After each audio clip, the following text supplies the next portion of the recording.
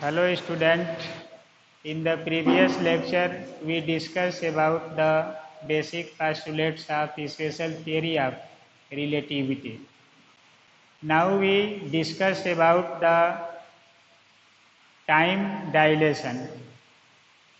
In the special theory of relativity, in the classical mechanics, time is an absolute quantity, whereas the special theory of relativity indicates that time is a relative quantity, that is, measurement of time is depend on the speed of relative motion and not absolute quantity. So now we discuss how time measurement can be depend on the speed of relative motion, and such dependence property is called time dilation or measurement in time in the relative motion. तो इस video में हम लोग discuss करेंगे time dilation, एक fundamental property है relative motion की जो बहुत ही इम्पॉर्टेंट है, क्योंकि टाइम को एब्सोल्यूट माना गया था स्पेशल क्लासिकल थियोरी में, और वो टाइम स्पेशल थियोरी में एब्सोल्यूट ना होकर के रिलेटिव हो जाता है, यानी इसकी भी वैल्यू रिलेटिव मोशन के स्पीड पर डिपेंड करती है। तो वह डिपेंडेंट कैसा होगा उसी को हम लोग कहते हैं टाइम डायलेशन। अब इसमें ये पाया जाता है कि जो टाइम मेजरमेंट है, ये जितना रिलेटिव मोशन का स्पीड बढ़ता है उतना ही टाइम मेजरमेंट जो होता है लार्ज होता जाता है, यानी डिले होता जाता है। तो मूविंग क्लॉक का टाइम रेस्ट ऑब्जर्वर अगर रिकॉर्ड करता है तो उसका टाइम इंटरवल अधिक आता है इन कंपैरिजन टू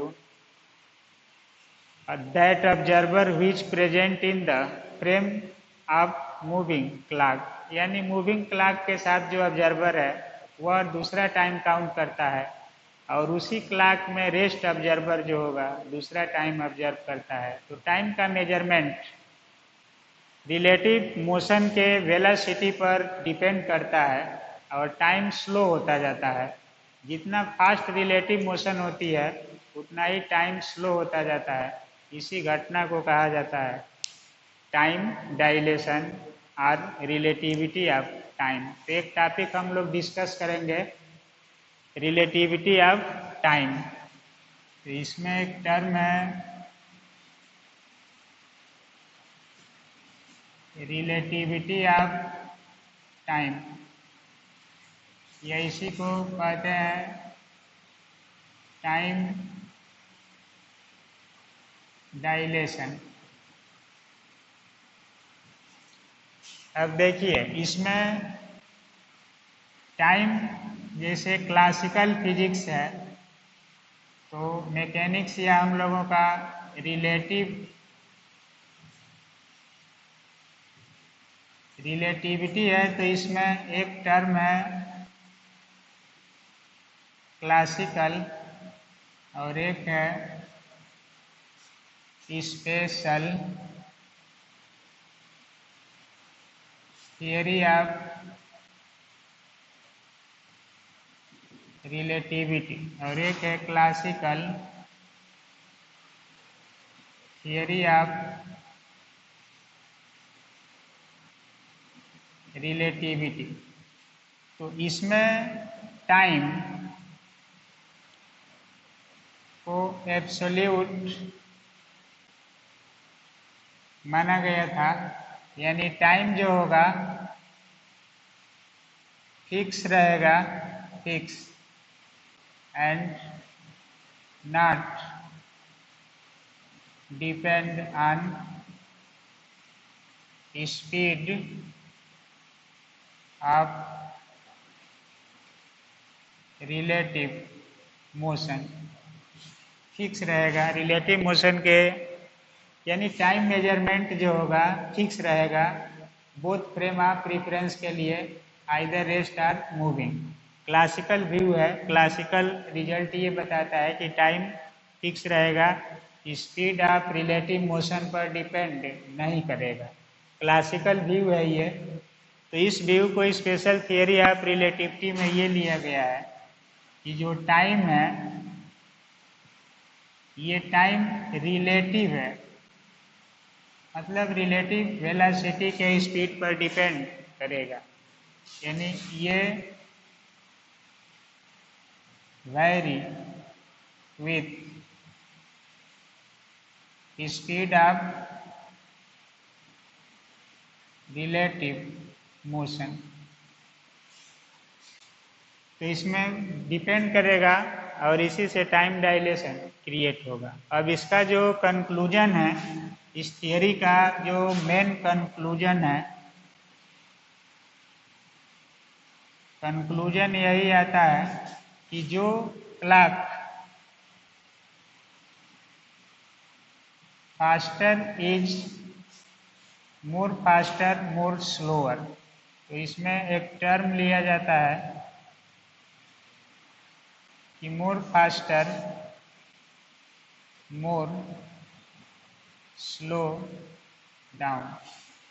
तो जो जितना फास्ट होगा उतना ही स्लो डाउन होता जाएगा। अब टाइम मेजरमेंट डिवाइस क्लॉक है और ये क्लॉक जो होगी जितना फास्ट मूव करेगी उतना ही टाइम मेजरमेंट स्लो होगा, यानी टाइम का कैलकुलेशन लार्ज होगा, डिले होगा। अगर 1 आवर कंप्लीट करती है कोई क्लॉक की नीडल फास्ट, तो 1 आवर जल्दी कंप्लीट होता है, मिनट की अगर नीडल है। अगर यही स्लो चलती है तो धीरे धीरे चलेगी तो 1 आवर ज़्यादा ड्यूरेशन में पूरा होगा। तो मूविंग क्लॉक जब स्लो रन करना शुरू करेगी रेस्ट ऑब्जर्वर के रिस्पेक्ट में, तो वही स्लो डाउन जो होता है टाइम डायलेशन बनता है, टाइम डिले बनता है। और इस टाइम डिले के लिए एक टर्म है कि कैसे मेजरमेंट इफेक्टेड होगा टाइम का। तो यहाँ पर हम लोग डिस्कस करेंगे कि फास्टर क्लॉक या मूविंग क्लॉक का टाइम कैसे स्पीड ऑफ रिलेटिव मोशन पर डिपेंड करेगा। तो डिफाइन होगा, डिफिनीशन यही है कि मूविंग क्लॉक जो होती है स्लो डाउन हो जाती है और टाइम मेजरमेंट उसका लार्ज हो जाता है। तो इसी घटना को कहा जाता है रिलेटिविटी ऑफ टाइम और ये टाइम डायलेशन। तो इसमें देखिए एक हम लोग एक्सप्लेन कर रहे हैं इसको कि कौन कौन से टर्म आएगा इसमें। तो इसका मेजरमेंट ऑफ टाइम, तो 2 फ्रेम लेंगे हम लोग। जैसे सपोज कीजिए एक फ्रेम है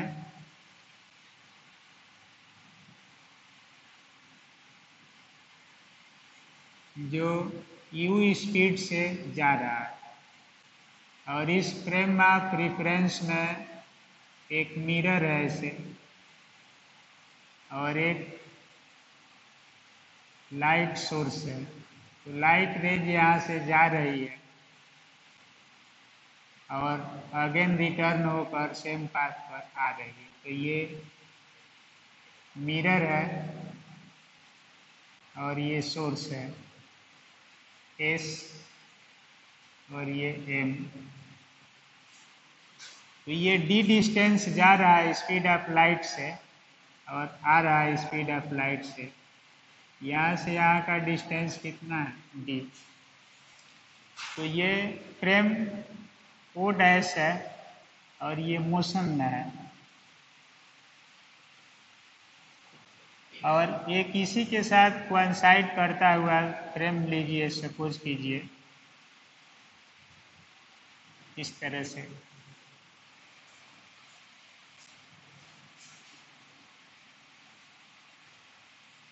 ये Z dash Y dash X dash, इसको मान लीजिए कि X Y Z O, ये रेस्ट ऑब्जर्वर है। इसी समय ये दोनों कोइंसाइड करते हैं, एक ही पोजीशन पर है।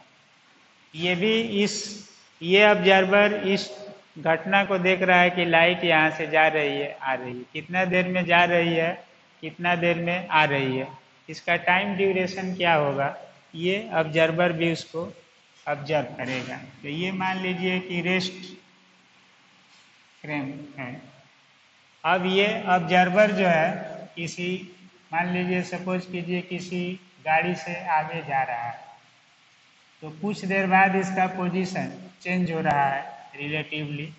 तो ये ऑब्जर्वर सपोज कीजिए ये एक सिस्टम है ऐसे, इसमें जा रहा है ये।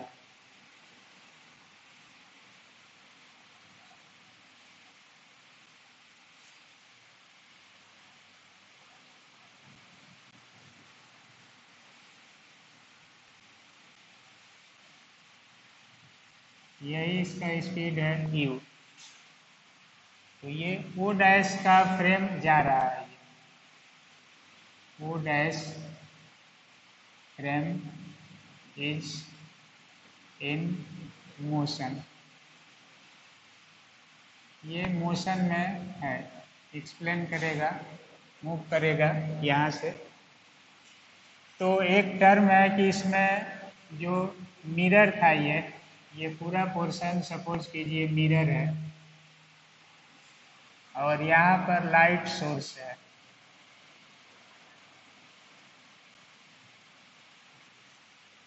अब ये लाइट जब ये मूव करेगा तो लाइट यहाँ से जो सीधे लाइट जा रही थी इस तरह से,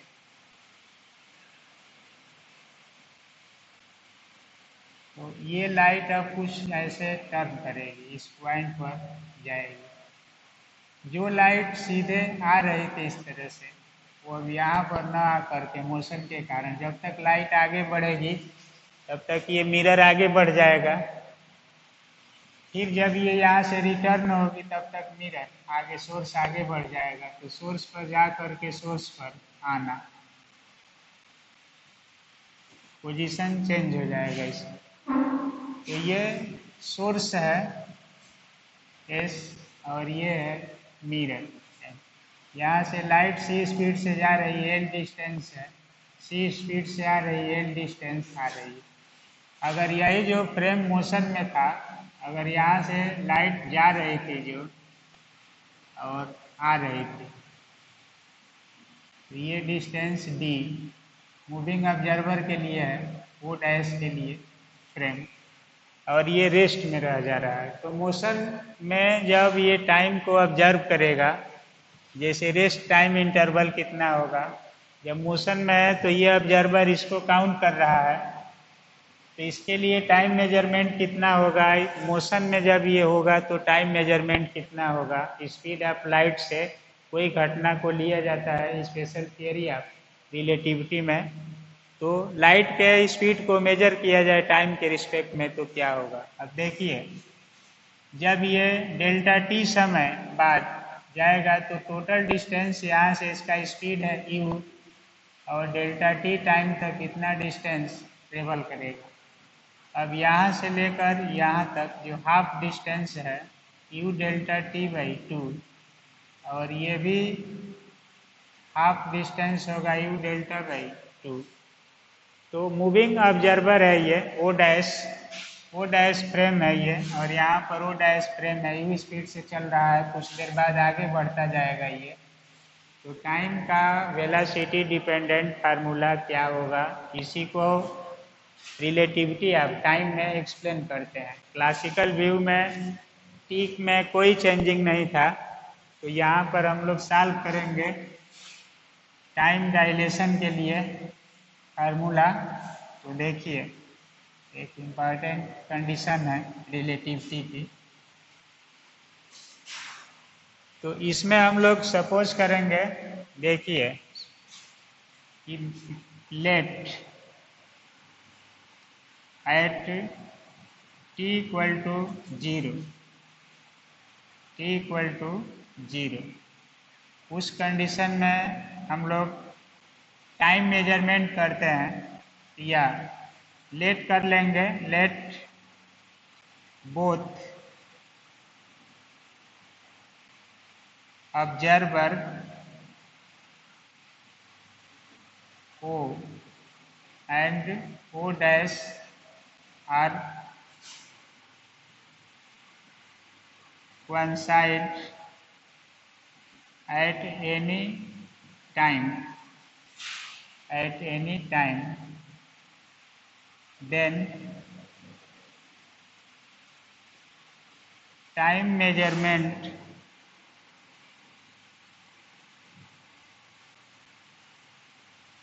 of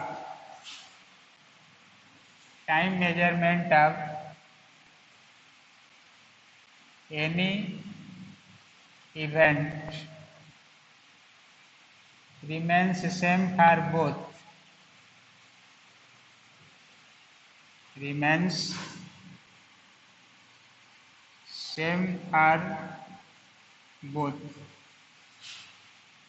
That is, time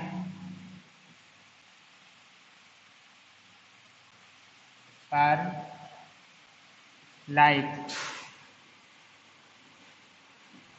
going from S to M, and also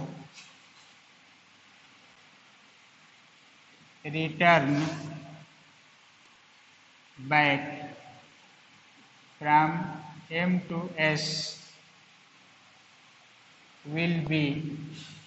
तो टाइम कितना लगेगा, ये घटना है जब दोनों कोइंसाइड करेंगे, आमने सामने होंगे, या ये ऑब्जर्वर अपना कभी भी टाइम काउंट करेगा तो इस ऑब्जर्वर के रिस्पेक्ट में इसका मोशन नहीं हो रहा है, पूरा सिस्टम ही चल रहा है, तो उस कंडीशन में ये टाइम फिक्स रहेगा इसके लिए।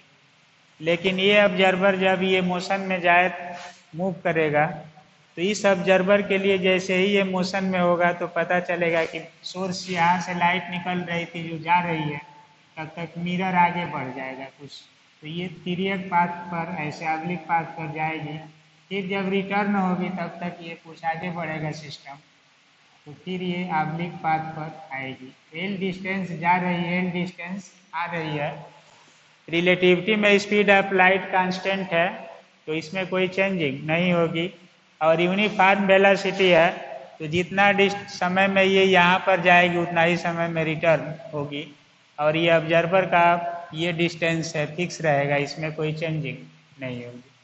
तो ये कितना टर्म इसमें मिलेगा वेलोसिटी टाइम के रिलेशन के लिए, देखिए यहाँ पर टाइम का मीनिंग है डेल्टा टी नॉट लेंगे हम लोग, और इसका मीनिंग है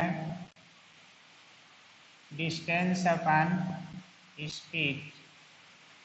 तो इसका डिस्टेंस है d plus D, d distance जा रही है और d डिस्टेंस आ रही है, और स्पीड है c, तो ये 2d/c। यहाँ से हम लोग d की वैल्यू निकालते हैं कितना होगा, तो ये होगा c delta T0/2, equation first.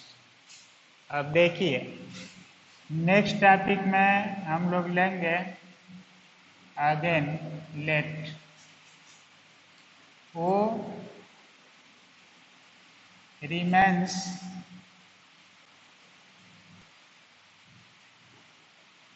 at rest and O dash is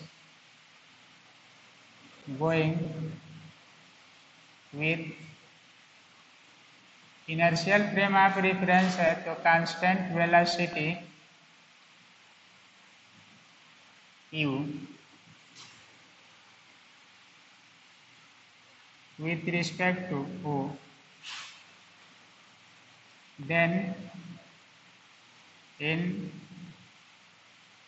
time delta t system of frame is traveled a distance u delta T.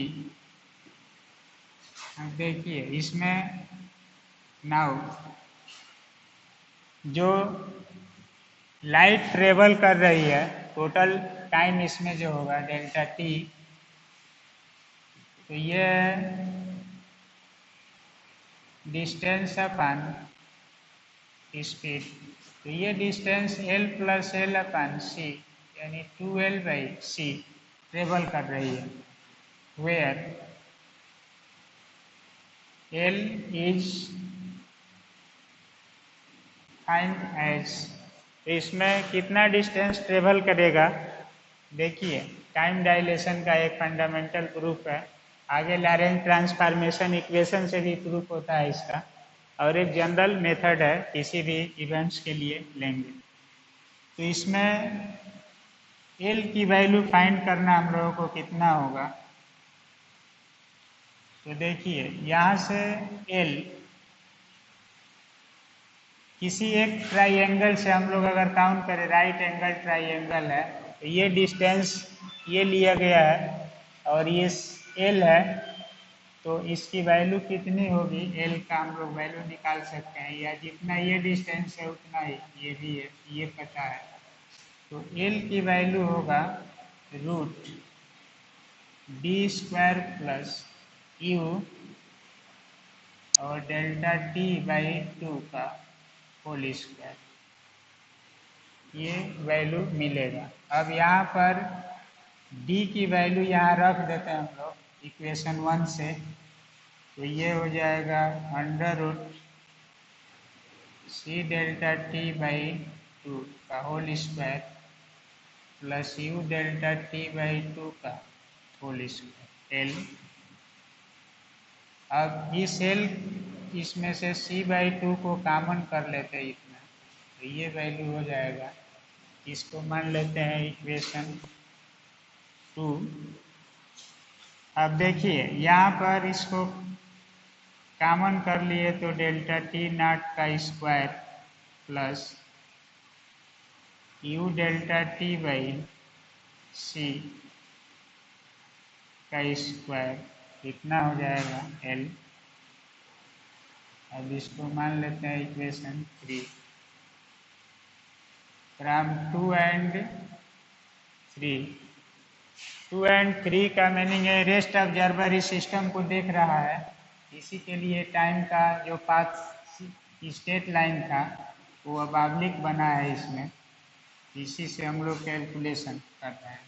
तो ΔT इक्वल टू 2/c और L की जो वैल्यू आ रही है ये C/2 √/² प्लस U∆T/c का square. तो ये टर्म है, आप देखिए ये C and 2 कैंसिल हो जाएगा, यहाँ से दोनों साइड का स्क्वायर कर देंगे तो ये होगा ΔT0 का स्क्वायर प्लस U∆T/c स्क्वायर। अब इसको इसके साथ लेंगे हम लोग तो ये हो जाएगा ΔT का स्क्वायर 1 - U²/c स्क्वायर, और इधर हो गया ΔT0 का स्क्वायर।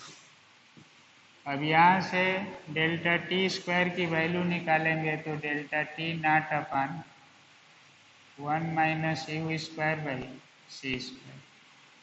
या ΔT इक्वल टू इसका स्क्वायर है अपान √1 - U²/c स्क्वायर। तो ये टाइम डायलेशन का एक्सप्रेशन होगा, एक इम्पॉर्टेंट रिजल्ट है। अब इसमें टाइम कौन क्या है इसका मीनिंग एक्सप्लेन करते हैं हम लोग। तो देखिए रिलेटिविटी की property time dilation, length contraction, variation of mass E = mc², ये सब टर्म जो आते हैं इसमें देखिए ये ΔT ये है प्रॉपर टाइम, यानी ये जो है प्रॉपर टाइम है, या तो इसको हम लोग रेस्ट क्लॉक है, या इस ऑब्जर्वर का जो नाम है O डैश, ये अपने साथ घड़ी से जा रहा है तो इसकी घड़ी का टाइमिंग है प्रॉपर टाइम। जो दोनों के लिए सेम था यही। इसको हम लोग कहते हैं टाइम मेजर्ड बाई, इसका मीनिंग है time measured by O dash. जो अपने साथ घड़ी में जा रहा है इसको लेकर के वो सेम टाइम मेजर करेगा। अब देखिए डेल्टा टी ये है इम्प्रॉपर टाइम, यानी टाइम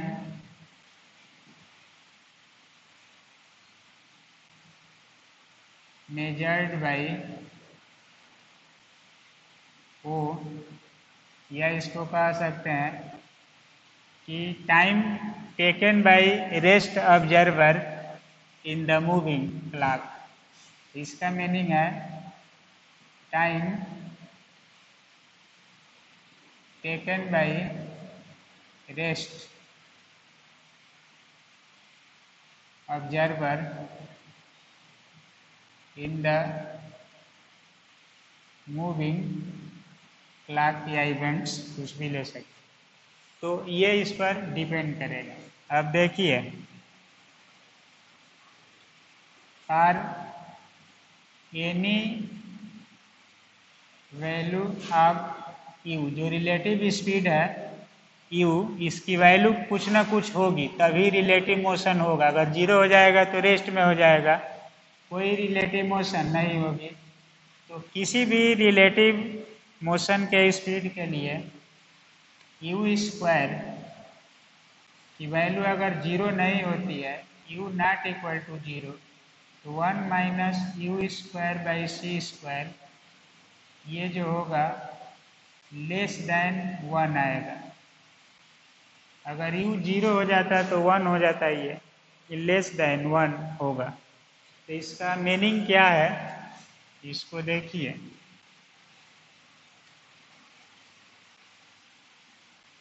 नॉट जीरो है तो उस कंडीशन में लेस देन 1 होगा। अब इसका मीनिंग है so delta T naught upon या delta t upon delta T naught equal to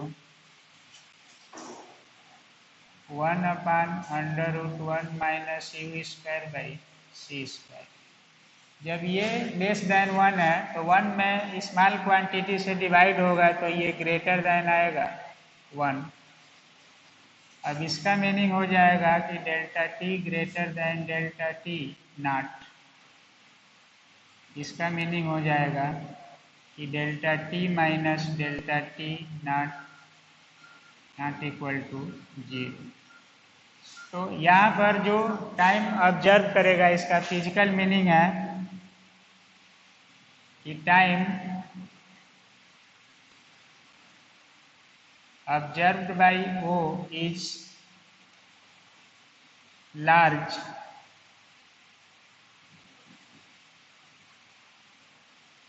that is observed by O dash। तो इसी लार्ज टाइम को कहा जाता है टाइम डायलेशन। तो this is called time dilation. यही ऑब्जर्वेशन जो होता है टाइम डायलेशन कहलाता है कि टाइम जो होगा अलग अलग आएगा दोनों ऑब्जर्वर के लिए। तो टाइम डिले होगा, कितना होगा डिले स्पीड पर डिपेंड करेगा। अब देखिए आप लोग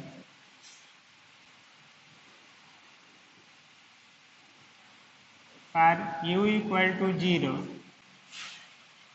और U very less than C, delta T equal to होगा डेल्टा टी नॉट, यानी प्रॉपर टाइम मिल जाएगा। और यही गैलीलियन ट्रांसफॉर्मेशन का भी रिजल्ट था। This satisfy the Galilean transformation equation को सेटिस्फाई कर जाएगा। उसमें T dash equal to T था, तो सेट हो जाएगा। तो यू जीरो हो नहीं सकता रिलेटिव मोशन में, लेकिन अगर जीरो लिया जाएगा तभी भी इस फार्मूला से ये वैल्यू मिल जाएगी। दूसरा चीज़ है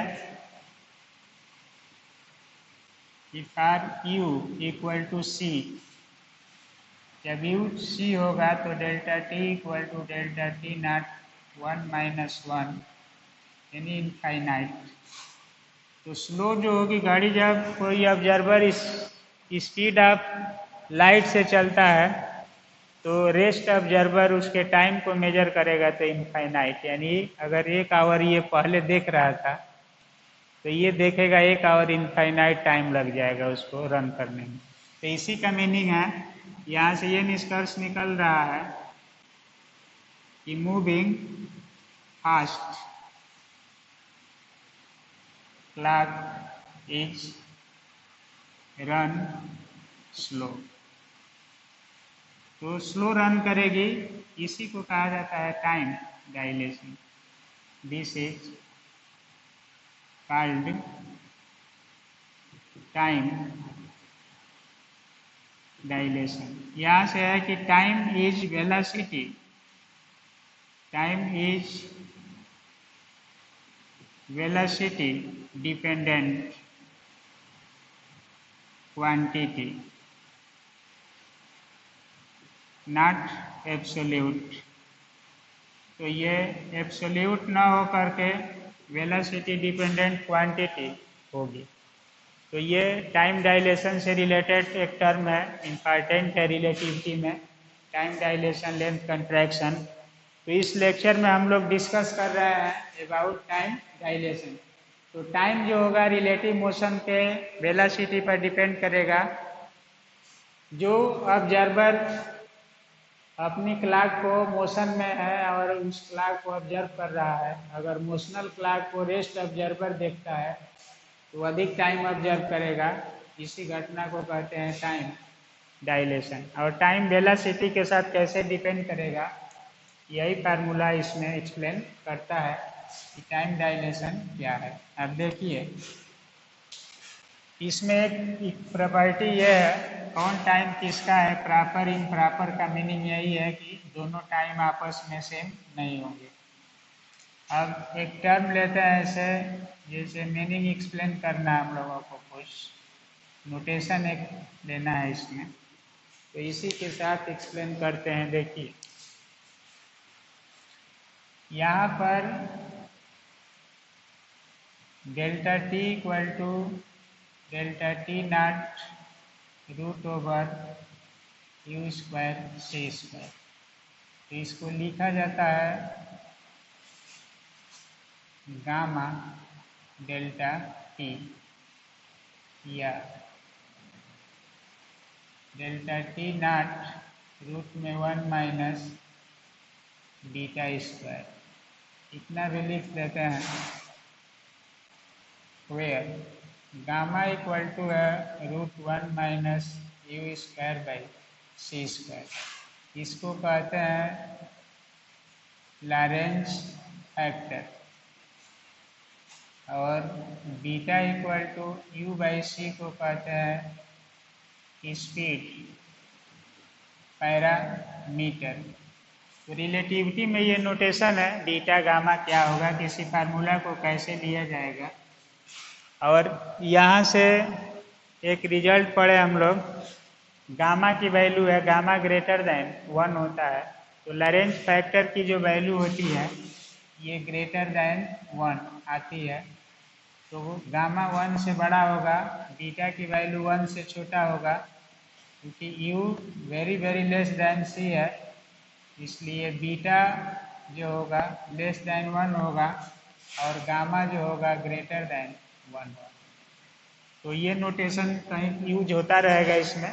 ये अंडरस्टैंडिंग पॉइंट है कि कांस्टेंट टर्म को किसी दूसरे कांस्टेंट से डिनोट कर लिया जाए। तो टाइम डायलेशन क्यों होगा, वेलोसिटी पर कैसे डिपेंड करेगा, ये स्पेशल थियरी ऑफ रिलेटिविटी का इम्पॉर्टेंट पॉइंट है। टाइम जो होगा मेजरमेंट टाइम वेलोसिटी पर डिपेंड करेगा, यानी बोथ ऑब्जर्वर का टाइम मेजरमेंट अलग अलग होगा। टाइम नॉट एब्सोल्यूट क्वांटिटी है, बट रिलेटिव क्वांटिटी। तो इस लेक्चर में इतना ही।